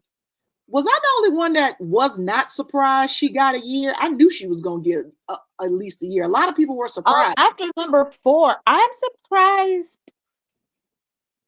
how she still had her license. I thought and maybe it's different in every state, but here in the great state of Michigan, you can't get up to 3 and still. She had them pled down and was able to pay a fine. That's why they said 4 arrests for drunken driving and not 4 convictions. Yeah. My bigger question was, Ray, you knew all this shit was going on. That gentleman cannot be held responsible. No, but there's a level of not held responsible. There's also enabling. I will say, I think Ray, it'll be interesting to see if Karen tries to come back. If Bravo needs to be done. Because I will say, because she will end up tanking this damn series doing something stupid drunk. I think Ray is going to use this to move to Florida while she's in jail. So when she gets out, it's going to be a whole new world. Yeah. I think Ray, like you said, I think Ray been checked out of that marriage for years. And that could be a marriage for the show where it's like, look, I'm going to stay with my coupe, but Charisse and her water-filled ankles may have a point that Karen has a boyfriend. Well, here's the thing. Yeah. When Charisse used to talk about that, I believed her. I was like, yeah, I believe her. But see, here's the thing. You're still so boring, and your friend Robin too. We still don't want you back, and Karen is gone.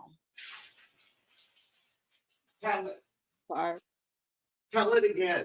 Say it again. Charisse and Robin, even though y'all are probably cackling over Karen's conviction, and Charisse, you did tell us first, and Robin did too, about her being drunk and calling people. You're still so boring. We don't want you on the show. That Biscoff is more entertaining than you two. And I would be a serpent of the church if I didn't tell y'all how delicious these were. I would truly be a serpent of the church. Wait a minute. Someone in the chat said Ray can finally go to Florida and get his own Floridian secrets. I said, Sweet Pea 724. She said, Ray can finally go to Florida. He can get his own Floridian secrets.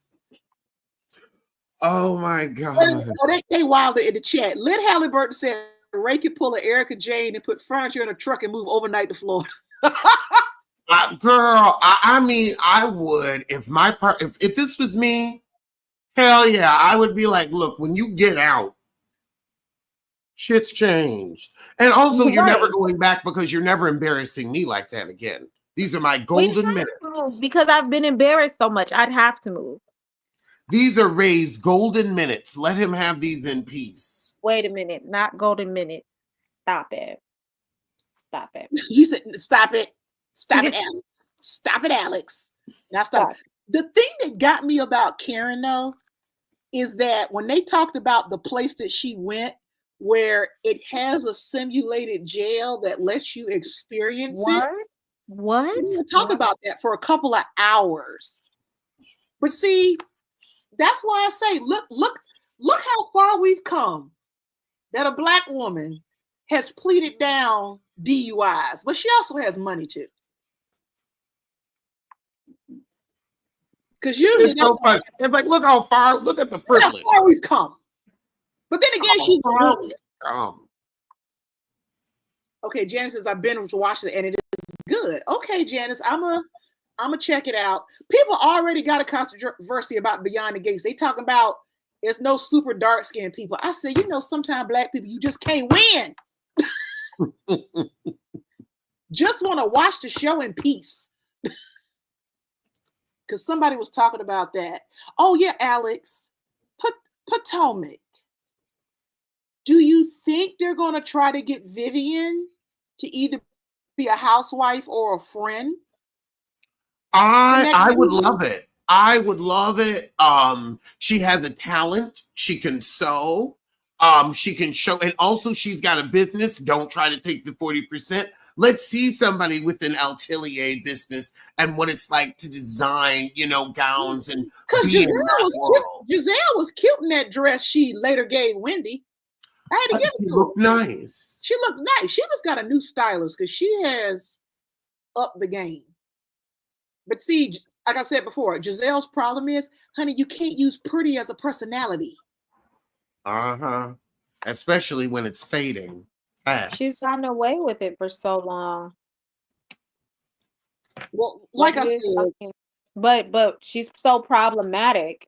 It's sucking away her youth. Well, that's what Jamal's new wife said.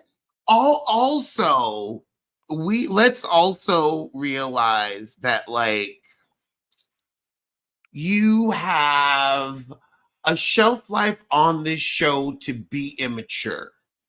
Yeah. You can be like, nobody's saying you can't be 60 on this show. You can't be. And I feel like Karen, up until this point, was a great example of how to age gracefully on a show like this and show, the more mature woman can be a housewife. It was fabulous to see Karen step into her own. It was. The only thing. Yeah. I'm sorry. Go ahead, Pisces. Oh, no. I was just agreeing. I did enjoy seeing Karen do something. That's a good point. That's a good story to tell, to see what happens next after the kids leave. And the marriage is still a marriage, but we're past that. Now it's me time. Yeah, that'd be nice. Gizelle could lean into that. But she just kept following trends. I remember when they first came out, she had the fake boobs and she got rid of the boobs. I think Karen was wearing lace fronts just because it was in. Because okay, this about to sound ugly. You can't wear no wig in jail. And I remember Sean Kingston and his mama when they got arrested. Remember they photos?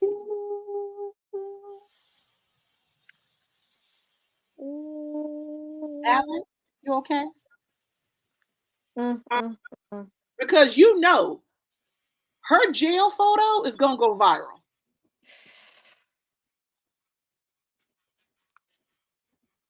Alex? Maybe she'll get a solid cornrow before she goes in. Maybe she'll get a solid braid. The thing is, Karen has a teaspoon of hair, but she may just give buzz cut. Wearing all them wigs, a low Caesar. Remember that, Alex? Oh my God. You know what? She's going to look like Alpha from The Walking Dead going into prison.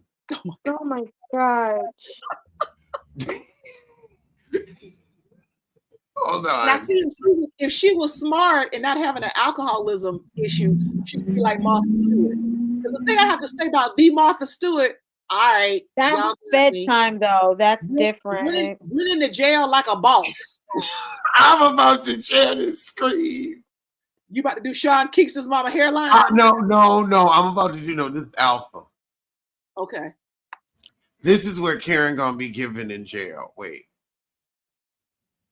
You know what? Oh. You know what? Hold on, let me look up Sean Kingston's mama. I'm gonna pray for you tonight. Sean Kingston's mom is haunting. You remember that went viral? Everybody forgot about the crime. Oh God. Oh, I'm so glad you got to see my reaction live.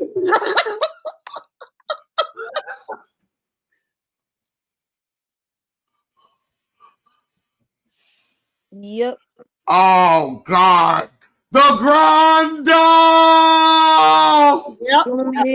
That's gonna be Karen. That picture's gonna go viral. I hate to say it. Yeah, that's it right there. I ain't even told my mama Karen going to jail because I got my mama Karen's perfume a long time ago. She liked it. They had a rollerball with it, so I kept the rollerball. It was a nice little fragrance to wear every day to work. I liked Karen for that being successful. I thought that was cool. I like when they do things. Yeah, she was I in like jail for a while. She was seriously into the fragrance. Remember they tried to clown Karen when they was overseas? I don't think they believed that they pulled. Because I remember Chris met her and he said she was very nice. Yep. We met her right before we met Gizelle. Right. Oh my God. Yeah, I'm telling you. This is going to be on a t-shirt. This is going to be G&A's and launching line. Except it's Karen. Now I know Gizelle probably wouldn't do it because she was so upset over the conviction. But this is the same woman that put "Free Uncle Ben" on the t-shirt. She'll probably have Karen's mugshot on the t-shirt. She's going to. And say "Free Karen." Oh God. Probably Ashley too, and that's another one they can't talk about somebody's head. Ooh. Well, I think that production may tell them, don't talk about it. Mm-hmm. We're done with it. She's got a problem. It's like she just didn't happen. Mm-hmm. We're done. Yeah, but like I said, it's just Karen is delusional to the point of almost a mental illness. It's like, come on. You talking about I will be vindicated and all this type of stuff. You saw that video. Yeah, that's the delusion. That's the delulu. And I think that's why she fired that first group of lawyers, because they tried to tell her, now, sis. They kept saying what she didn't want to hear. Mm-hmm. Which, I mean, and she could have gone to a real rehab and avoided jail time. And they said they offered her house arrest. They did? Girl, house arrest at your age. Yes. And people keep saying, why do you keep bringing up people's age? And I'll say, well, at 40-something, I'm a lot more concerned with my level of comfort, where it's like, you're not you're really not getting caught up in moments that lead you to do things to risk your comfort. I don't think Karen has a legit... Karen can't get hurt and bounce back in there. She's not. Yeah. I don't think Karen has like an agent, because a good agent would have told her, look, you're going to plea, you're going to go to rehab, you're going to come back on the show, you're going to be an advocate, okay, for rehab and alcoholism, and none of them heifers going to touch you Because the first thing people gonna say is, okay, why are you picking on the alcoholic? You see she's in recovery. You see she's trying to do better. She could have spun it. That's the playbook. She knew, but she can't admit, even if she had an agent, she's so deep where she is. She believes it. Yeah, you're right. That's the only way it makes sense, because it makes no sense, because everything, she believes it. She believes it. So she has to do this. She has to go. I mean, especially now hearing house arrest, she wasn't thinking about her own damn comfort. True. But it's almost like a personality disorder. Almost. Bless her heart. You know, it's just like I said, it's almost like a personality disorder. And I'm just surprised, you know, I hate to say this, and I feel for her children. Yeah, I do too. But I think Ray is kind of like, yeah, try to tell your ass. Or Ray could be relieved, because I mean, it can't be fun if she's drunk like this, her coming home and stumbling and puking and doing God knows what, because I mean, or she's coming home hungover because she done came home, he done dropped her off, whoever he is. I mean, Ray is probably grateful. It's this, or she would have hurt somebody. That's why she's gone. Ray kind of gave me the impression that he wanted to be by himself. And that's another thing. Now he's gonna have some time to do what he wants with Karen's money. Yeah, he just gives me like he just wants to be by himself, chilling. Because I think a lot of the stuff on this show he did because Karen wanted, moving all the different houses, you know, all that stuff. I think because it was, you know, you got these people that's trying to, they scream new money, trying to chase everything, trying to keep up with folk. So that was just that. Speaking of screaming new money. Yeah. Candy Burris's panty waist is going to be a plot line on this show. Wait a minute, what? What you say? Candy Burris's panty waist. Oh, you know who I'm talking about. Shamia. Candy Burris's panty waist. That's what I'm gonna call her. You know what? I love the way you come back with these words from 1856. For y'all in the chat that don't know what, because I love your verbal assaults and how you love the English language. For those in the chat that do not know what panty waist is, I haven't heard that since my grandma used to say it. A feeble or cowardly person. Yes. Or yeah. But I just hi, that,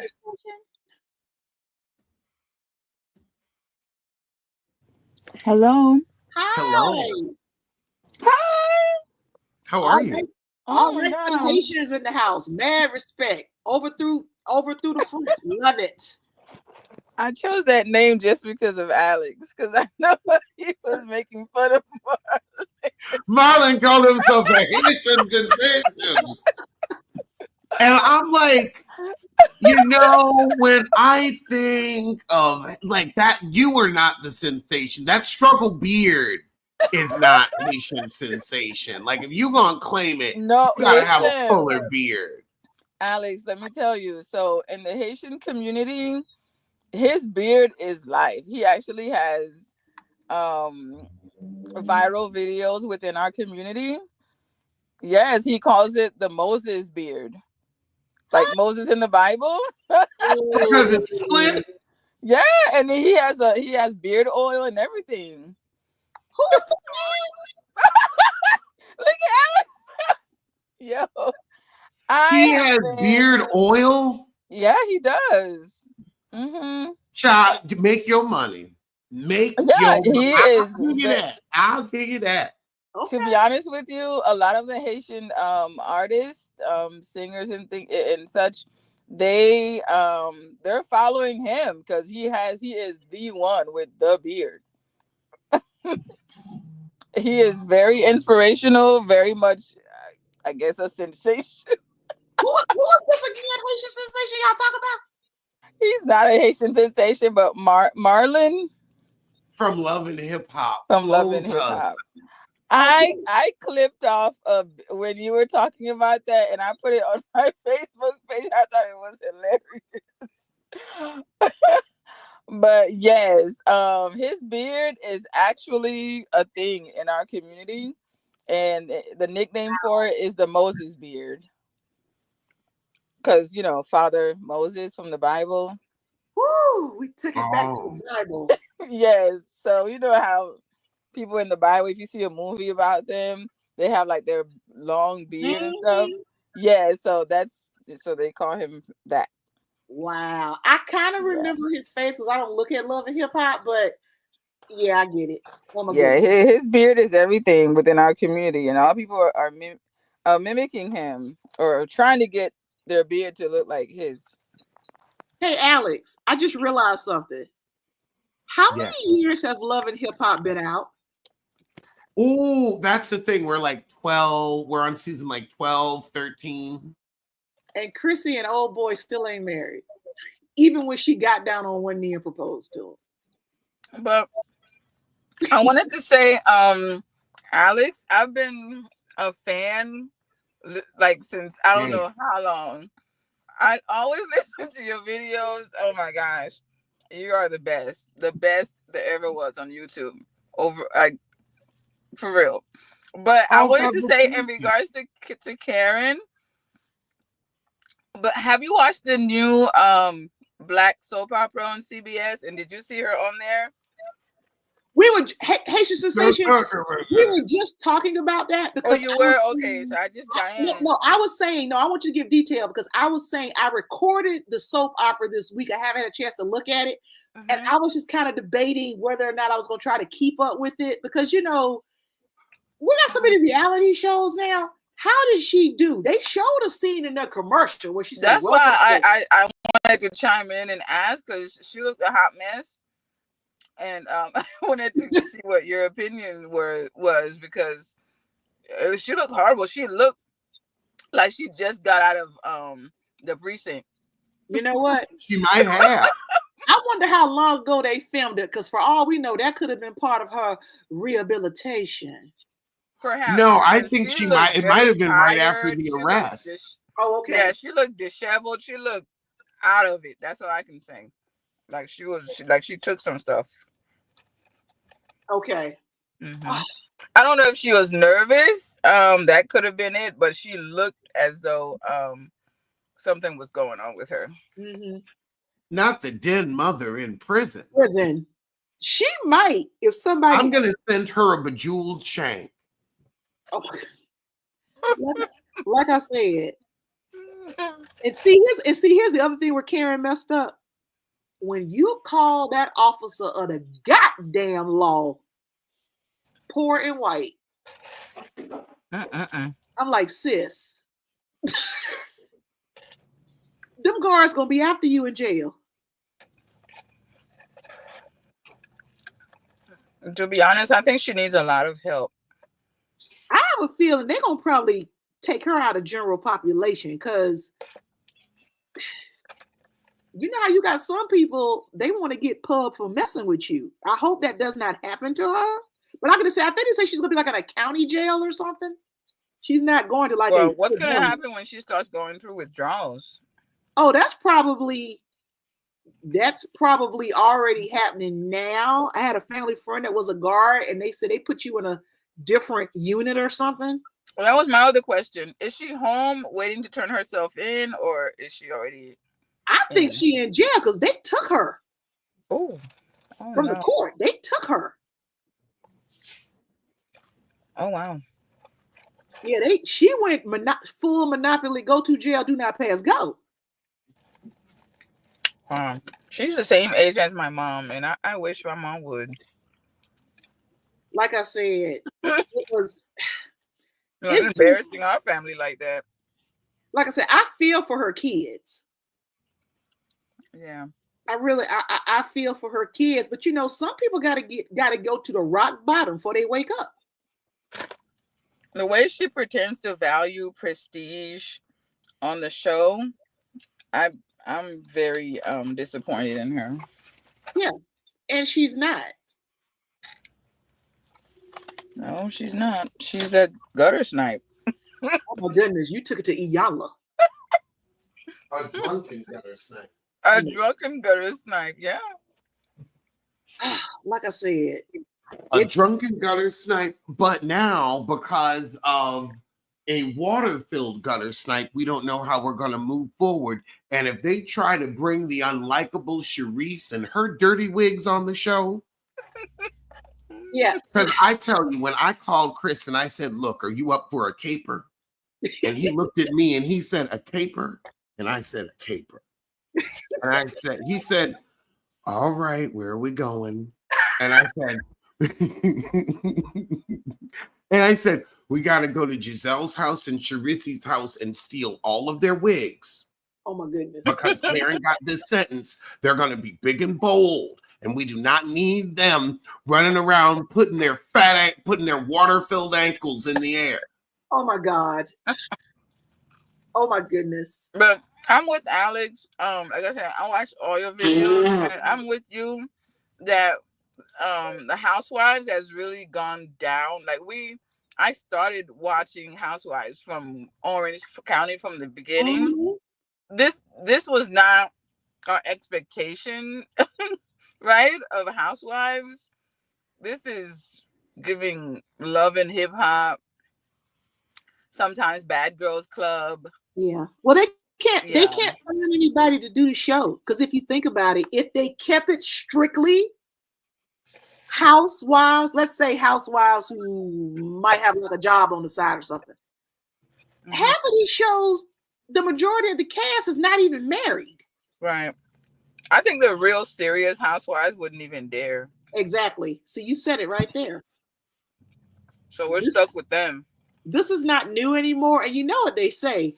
When you go on Housewives, more than likely you either gonna get a divorce or you going to jail.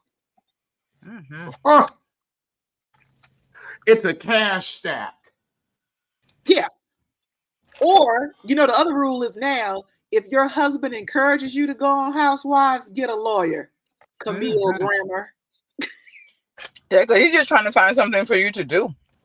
Why he getting his stuff together? Because speaking of Beverly Hills, one thing I will say about Kyle, she better get her stuff in order. But because she and Mauricio started out together with not a lot of money, and she's the one that told him to get into real estate, and they started stuff together, she gonna get half of whatever. But I'm kind of afraid for her because Mauricio's getting sued, right?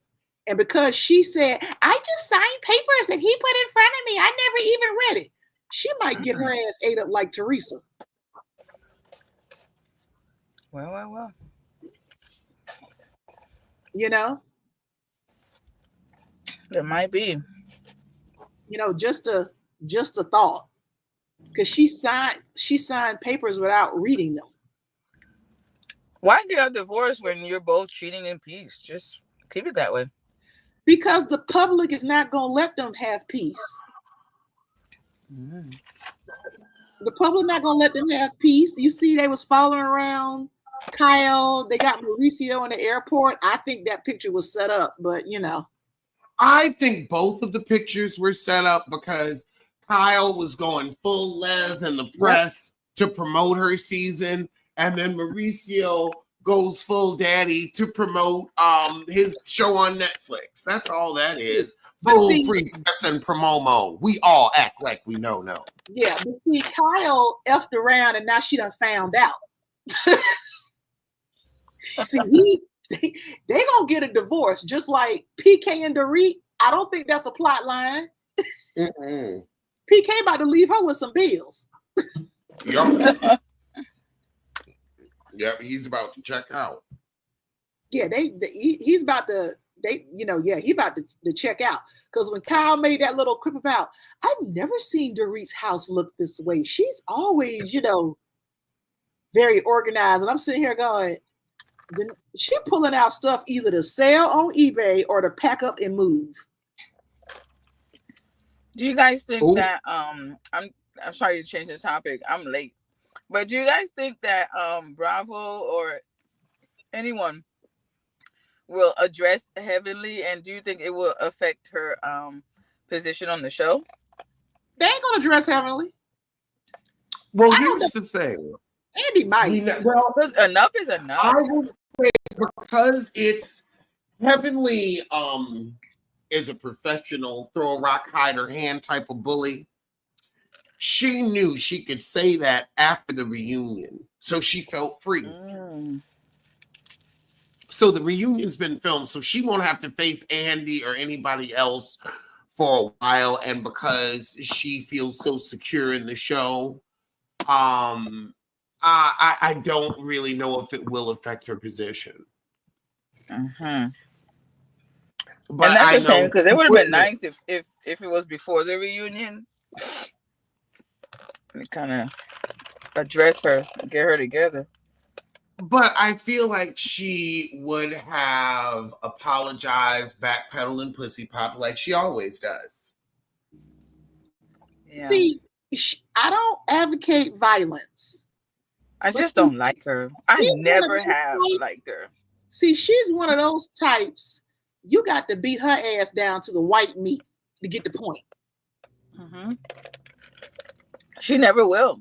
She's like Karen. No accountability. Like I said, I advocate violence. I really living in La La Land, completely delulu. I really or at least pretends to be about her. I really did. I've never liked her on the show from the day she got there until today. Me neither. Ever. There's nothing about her that's likable on TV, and I really don't even think in person either. In my former job, I worked in luxury retail, and we have a dental convention every year. So there's some dentists from Atlanta. We get to talk, and I just asked them, never thinking that these white men would even know about her, right? They were basically like, no one pays attention to her. She has a bad attitude. One man was like, yeah, she's a bitch. Oops. And said that she had to go into cosmetic dentistry because people didn't want to mess with her on the regular dentistry. Yeah, I mean, she's a fraud. Look at her teeth. I wouldn't go to her for anything at all.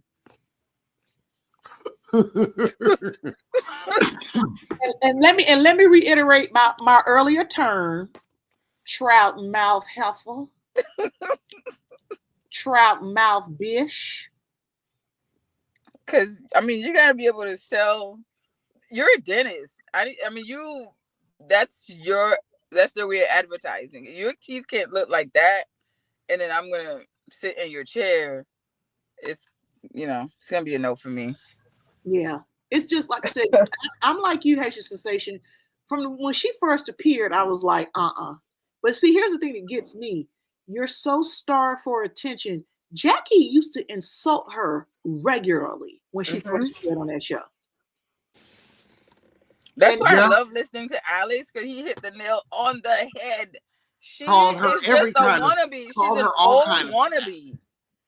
And she reminds you of that one wannabe girl at school, in high school. And then played down her dentistry. Well, you're a doctor of teeth. We're talking about hearts. Yeah, just insulted her. It was like... But they flat out told her she's not a doctor. But she found a way to kiss up to them so badly that she's now in the in crowd. Yeah. The one thing I will give to Heavenly, though, she said the reason why she picked dentistry because she wanted to have a nice work-life balance. And even though we've heard rumors about Damon, hey, Jackie, yours is certified what Curtis did. We got photographic evidence. Maybe she'll stay around the house more often. Do you think Jackie befriended her, fake befriended her just for the show because she's such a loudmouth and she doesn't want, and Heavenly hits so hard once Jackie And she just realized, doesn't want her to, she doesn't want to feel Heavenly's wrath. yeah, no, I think what it was, she realized, just like Gizelle and Robin realized about Monique and Candace, these chicks have low self-esteem and they really want my favor. So she peeped that out, because I sit here like, why didn't Heavenly cuss out Jackie when she made that comment about you're just the dentist? See, I'm on to keep the same energy. And she just wanted to, she found a way. I feel I've dealt with people like her before, and she's nothing but a manipulative wannabe. Yeah. See, that's why they just hungry for attention, because what, I'm sorry, I forgot what Alex said about her being locked up in that room.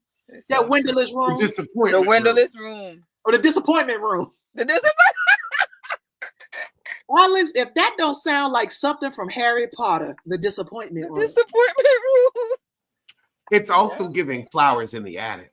Ooh. Correct. BC Andrews. BC Andrews tea. Yeah, like I said, there's nothing. It's just like I said, I'm waiting for her wake up call one day. Now, the one thing I will have to side with Heavenly on this. When Contessa tried to make her the excuse for her marriage, but see, where Heavenly messed up is, see, you can't be more mad at the husband than the actual wife. Because in the end, they're going to stick with their husband and forget about you. Absolutely. So that's. I think she's just her attitude gives a lot of jealousy of anybody whose marriage that she thinks is actually working, or is in some type of harmony, because she's faking it till she makes it, because that man does not. I repeat, does not care for that lady. Oh my God. David, oh wow. They're similar. Because I don't go for Dr. G, but when Dr. G was telling them about, she called me a pedophile, and he just kind of shrugged it off. I said to myself, see, y'all are similar. Just like with the orange, the orange mushroom in the White House, and everybody was talking about free Melania, and I was sitting here going, they're one and the same in their little submissive dom relationship. But that's a whole nother conversation. I'm like, a lot of these women marry these people marry each other. They're very similar. That's true. They're very similar. I want to thank y'all for joining me. This has been a fabulous, fabulous chat. I did not know we was going to get this good of a pre-show. It was so good, we skipped these show. We skipped these. I guess we can look at Married to Medicine now, I guess. Yep. Well, because it's the end of the fight episodes, and I got to get my recaps ready. So I'm going to see y'all soon for something